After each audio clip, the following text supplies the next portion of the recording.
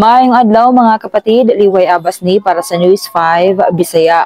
Nagsumite og affidavit ang former member sa security team ni Vice President Sara Duterte nga si Ramil Madriaga diin giingon niya nga adunay nadawat nga pondo gikan sa Philippine Offshore Gaming Operators ug mga drug dealer ang kampanya sa Vice Presidente kaniadtong 2022.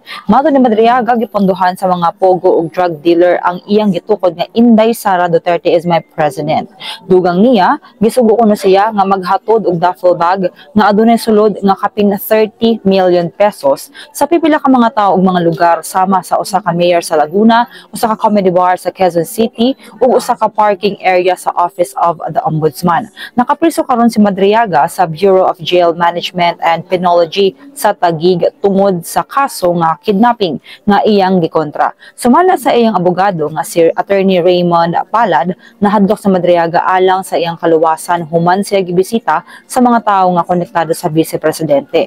Nagplano siya nga magpasaka og reklamo sa Office of the Ombudsman. Uban sa affidavit, giklaro pod niya ang posibleng rason sa pagpagawas ni Madriaga sa affidavit nga adunay mga pasangil batok kang VP Sara.